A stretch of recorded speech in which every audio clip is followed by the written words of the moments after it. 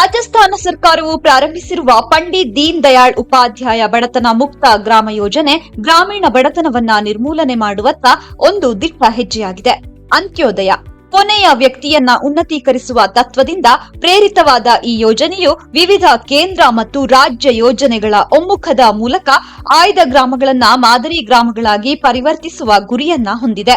ಇದು ಸ್ವಾವಲಂಬನೆ, ಕೌಶಲ್ಯ ಅಭಿವೃದ್ಧಿ, ಆರೋಗ್ಯ, ನೈರ್ಮಲ್ಯ, ಶಿಕ್ಷಣ ಮತ್ತು ಸುಸ್ಥಿರ ಜೀವನೋಪಾಯದ ಮೇಲೆ ಕೇಂದ್ರೀಕರಿಸುತ್ತದೆ. ಇದು ಕೇವಲ ಆರ್ಥಿಕ ನೆರವು ನೀಡುವುದಲ್ಲ, ಜನರನ್ನ ಸಬಲೀಕರಣಗೊಳಿಸುವುದರ ಮೇಲೆ ಒತ್ತು ನೀಡುವುದಾಗಿದೆ. ಅಂಚಿನಲ್ಲಿರುವ ಮತ್ತು ಹಿಂದುಳಿದ ಸಮುದಾಯಗಳಿಗೆ ವಿಶೇಷ ಗಮನ ನೀಡಲಾಗುತ್ತದೆ. ಸಬ್ಕಾ ಸಾಥ್ ಸಬ್ಕಾ ವಿಕಾಸ್ ಎಂಬ ಮನೋಭಾವವನ್ನ ಅಳವಡಿಸಿಕೊಳ್ಳುವ ಮೂಲಕ ರಾಜಸ್ಥಾನವು ಗ್ರಾಮೀಣ ಅಭಿವೃದ್ಧಿಗೆ ಪ್ರಬಲ ಉದಾಹರಣೆಯನ್ನ ನೀಡುತ್ತಿದೆ. ಇದು ಯಶಸ್ವಿಯಾಗಿ ಜಾರಿಗೆ ಬಂದರೆ ಈ ಉಪಕ್ರಮವು ಭಾರತದಾದ್ಯಂತ ಬಡತನ ಮುಕ್ತ ಗ್ರಾಮಗಳಿಗೆ ನೀಲ ನಕ್ಷೆಯಾಗಿ ಕಾರ್ಯನಿರ್ವಹಿಸಬಹುದು.